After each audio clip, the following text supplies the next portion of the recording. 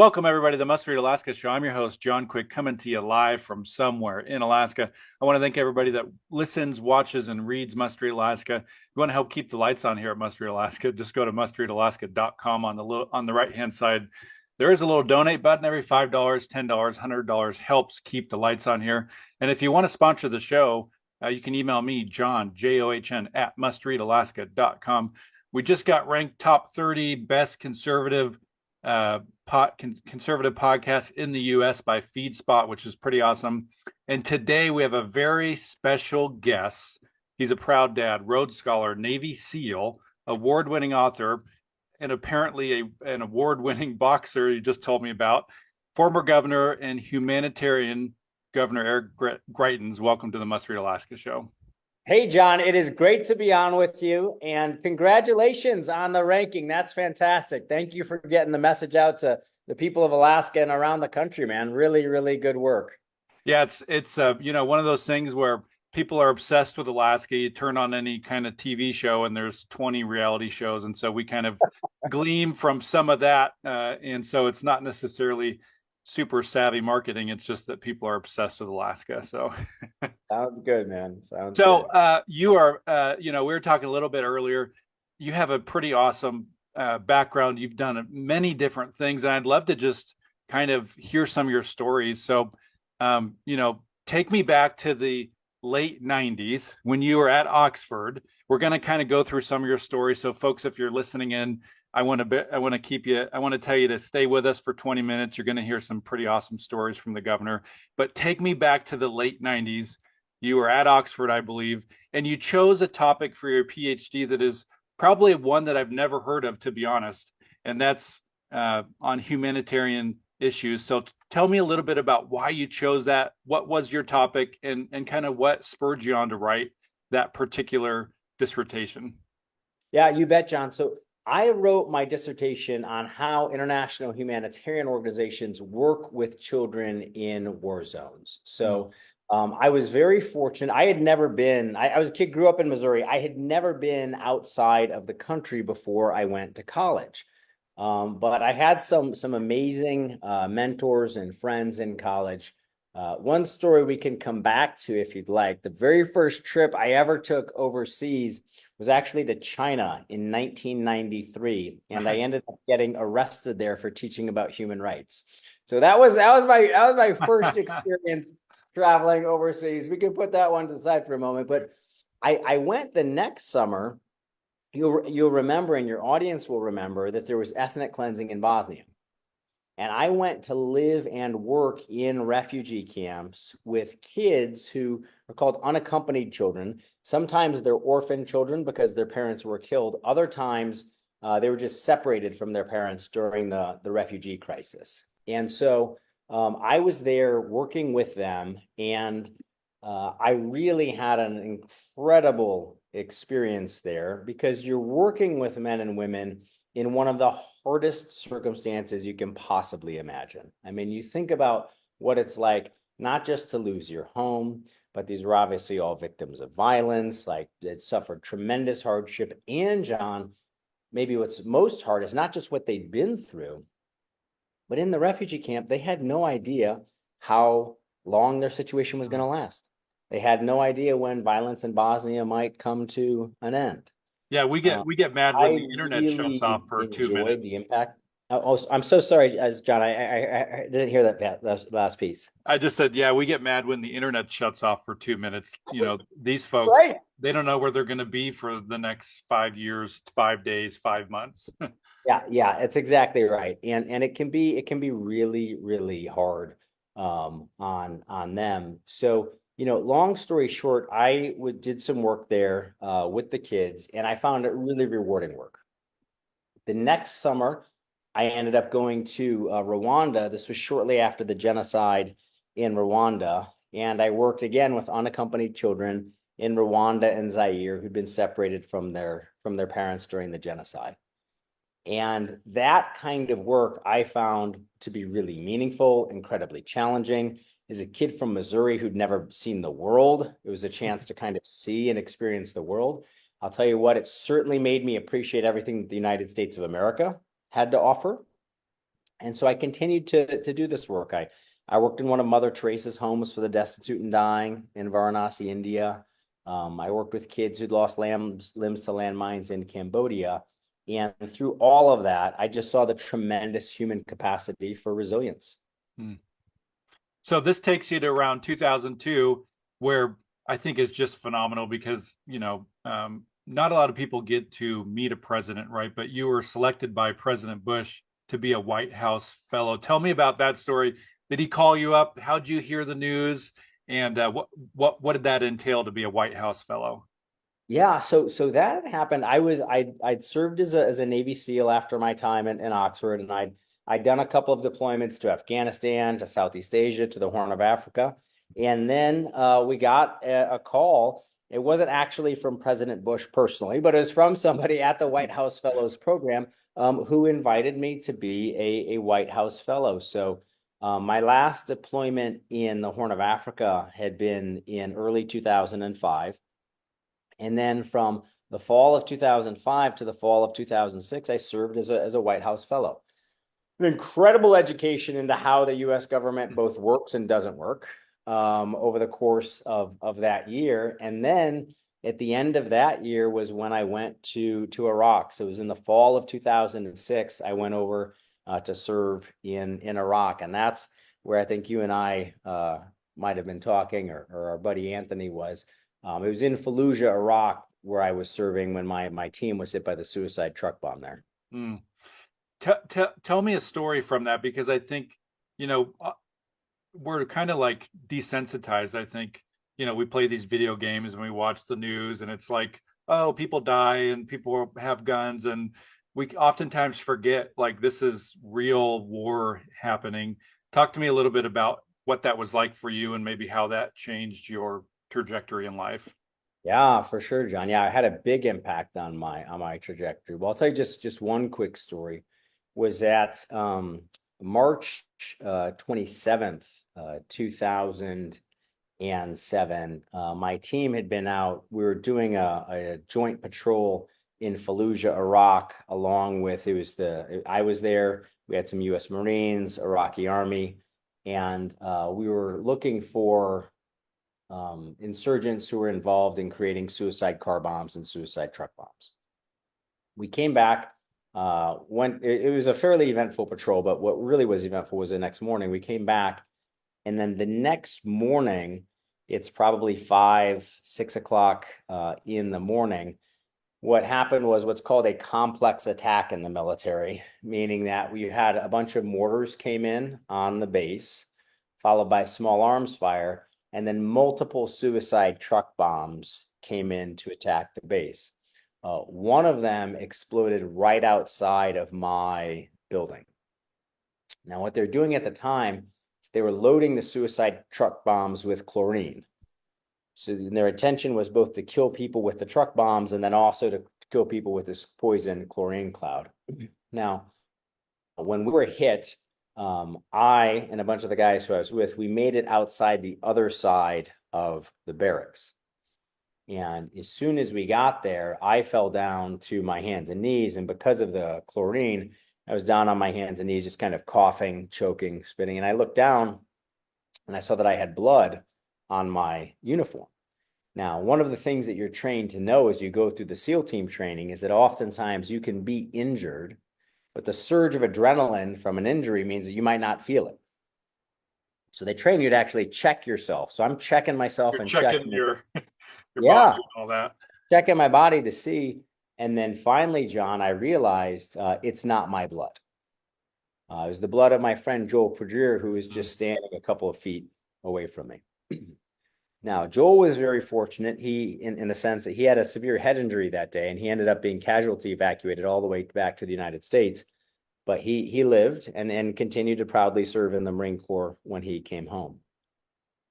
That same day, though, I ran to the top of the building that had been hit to provide cover as the Casevac came in to take men and women back to the Fallujah Surgical Hospital.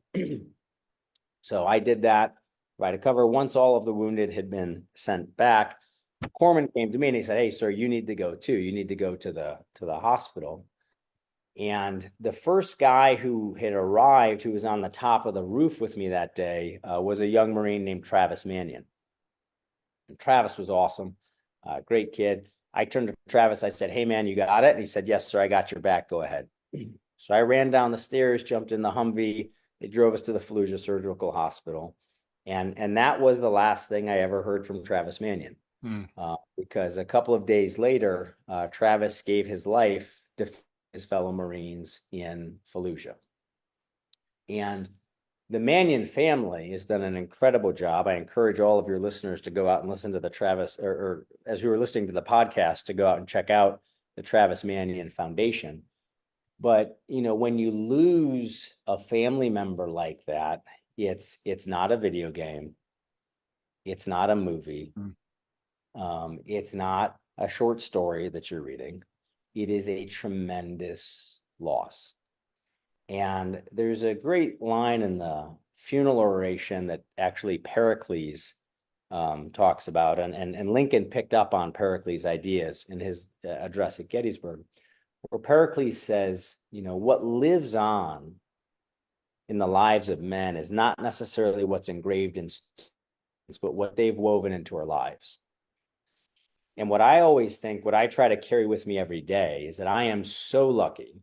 I had a number of friends who are in my SEAL team class who died. Obviously, Travis gave his life. I'm so lucky to be here. The greatest way that I can honor those men and women who gave their lives is to make sure that we live their values forward, that we keep their values alive in the country and in the world. And that is a constant inspiration. So one of the things you did is you literally put your money where your mouth is. I heard a story that you came back from combat one time and donated your combat pay to nonprofits that help veterans or something like that. Tell me that story. Yeah, that's exactly right, John. Look, I came back and I donated my combat pay, and I used it to start an organization that called The Mission Continues. Because what had happened, John, was I came back and I went to Bethesda, to the Naval Hospital, to visit with some recently returned wounded Marines. And at the time, they also had wounded soldiers and sailors and airmen there at the Bethesda Naval Hospital. And as I'm talking with them, and anybody who's had the experience of visiting with wounded and disabled veterans will know that you talk with these men and women and you ask them, what do you want to do when you recover? And they all say, I want to return to my unit. Now, the harsh reality was for a lot of these men and women was that they were not going to be able to return to their unit. I mean, one guy had lost an arm, one guy had lost, some of his eyesight, another had a bullet come through his neck. These guys were not going to be able to return to their unit right away, but they all wanted to continue to serve. And one of the unfortunate things that was happening in the country at the time was that we had these incredibly capable men and women who came home, but because they were injured, people started to treat them like charity cases. And you can imagine somebody's a United States Marine sergeant in Afghanistan. You got the flag of the United States on your shoulder. You've got a team, you've got a mission, you've got a sense of purpose. And then all of a sudden, because you've been injured, you come home and people are like, hey man, John, you want a free gift basket? Yeah. You want a free blanket? You want some free baseball tickets? Okay. So what I saw and what I had seen, and it was actually a lesson speaking about, what I'd seen in the refugee camps, John, was that the people who often did the best were parents and grandparents who had very young kids. Why? Because they knew they had to wake up every day and be strong for someone else. And so what I saw was that with all of these men and women, what they needed was to find a way to continue to serve. So I donated my combat pay. Some friends put in some money from their disability checks, and we created The Mission Continues to help returning wounded and disabled veterans come home and continue to serve. And we put these men and women to work at Habitat for Humanity, at Big Brothers Big Sisters, at a Boys and Girls Club. And then what happened was they woke up every day and they knew that they still had people counting on them. And when you know that you've got somebody else who's counting on you, it is amazing what you can do. It is amazing what you can do. Courage, a lot of people sometimes forget. The word courage comes from the French word coeur, meaning heart. Courage is fundamentally rooted in love. And the big question in your life is always going to be, what's bigger, the fear or the love? And when someone loves you, it can give you tremendous strength. But when you love someone else, it gives you tremendous courage. So what at some point you probably realized, holy crap, there's a bunch of people listening to me. Somewhere around 2013, you were getting put on all these lists, Times Magazine, most influential people of the year list, Forbes best leader lists. How do you deal with that? Because as I hear you talk about helping people, oftentimes those things can maybe get convoluted when celebrity status comes into play. Tell me about how that was like, and did it help propel you to where you are today? Well, it was a great honor, but I think as a leader, one of the things I say now and would say then is that like all the credit goes to the team. Mm.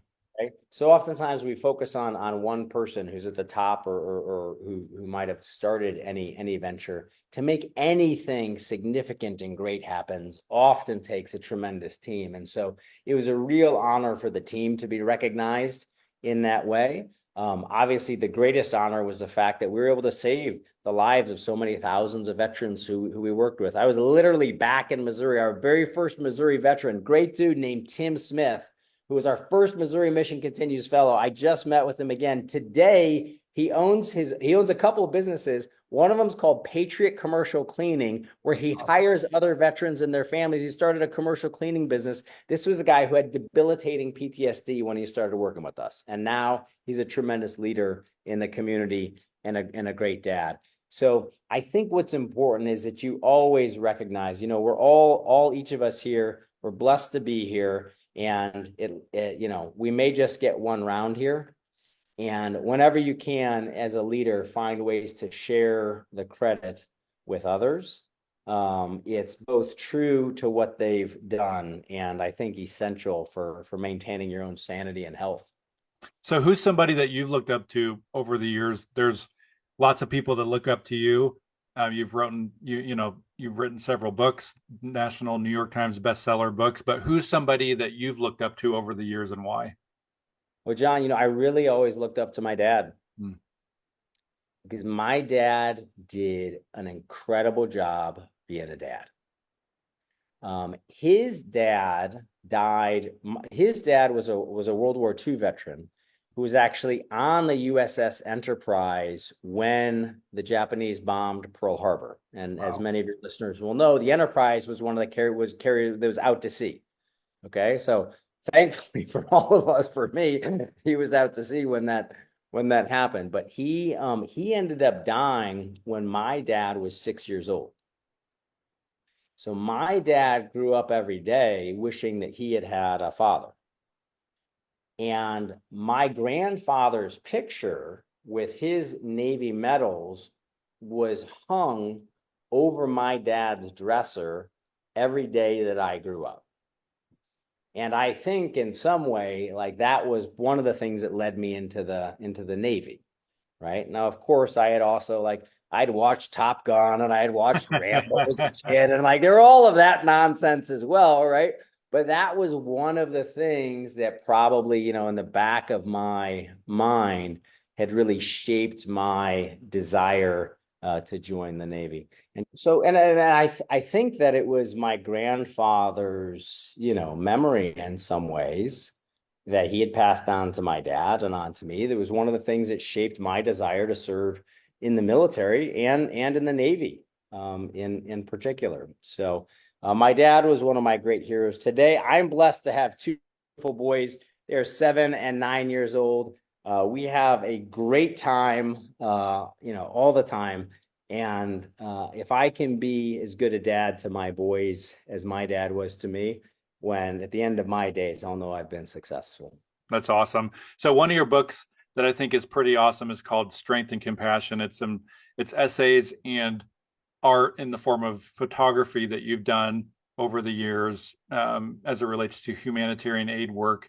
I think a lot of folks, I've known folks that have came back from serving tours in Afghanistan, and they didn't write books on strength and compassion. What do you think is different that you took that approach? Because I think that it's a it's a pretty awesome approach. You decided to inject some more positive into the world after you probably seen just crazy things while over there. Talk to me a little bit about what that was like to sit down and think, I'm going to do this book called Strength and Compassion. Yeah, I think it's part of the duality that we, especially as men, as warriors, have to bring into the world. And that is that you need to have courage and compassion. You need to have strength and compassion. What happens is that without compassion, courage has no direction. Courage drives in the direction of compassion. Like I said, courage fundamentally comes from love. When you love something, when you love your kids, you're going to be courageous for them. When you love your country, you're going to be courageous for it. Like it's that courage is really rooted in that love. At the same time, without courage, compassion has no staying power. Winston Churchill said courage is the most important virtue because it's the one that makes all the others possible. If you don't have the courage, then your compassion isn't really going to be able to be effective in the world. And no matter how hard the world gets, and man, it will treat all of us unfairly. It's going to treat all of us viciously. We're going to get pain that we don't ask for. We're going to get suffering that we don't ask for. But if you have resilience and you have courage and compassion, then on the other side of that pain, there can be wisdom. On the other side of that suffering, there can be strength. People have found that confronting fear leads to courage, and even things that are tragic can sometimes lead to joy. It's a very hard thing to do, but it's absolutely possible in every human life. Life ain't easy, but it's sure a lot of fun. And you know what? And this is the key, man. This is the key, and it's why I really admire what you do here on this podcast, John. Is that you bring in great people, you talk about serious issues, and Lord knows we have a host of incredibly serious, challenging issues right now in the country. And one of the things that I learned in SEAL team training, everybody knows how brutal it is, but we called it, John, the best time you never want to have again. You learned how to have fun even amidst all of the hardship. And we have to find ways to keep our sense of humor. We have to find ways to keep our compassion. We have to find ways to keep our spirits up and keep our optimism alive if we're going to win. Yep. So 30 minutes has went by in a flash, Governor. One last question to you is this. What advice would you give folks that are going to listen to this and maybe they've been discouraged because they turn on the mainstream media news, which I don't ever do anymore, or they read the news headlines, or they're on Instagram all day long or TikTok, and they're just seeing like negative, negative, negative, negative. What kind of advice would you get to somebody that needs to turn a different trajectory in their life? Yeah, great question. So first, I'd say stop consuming the trash. Stop consuming the poison. All of that stuff. All of the mainstream media lies. All of the social media nonsense. It is designed to make you depressed. It is designed to make you feel isolated. It is designed to make you feel powerless. So let it go. If you want to read, instead of that, invest in yourself.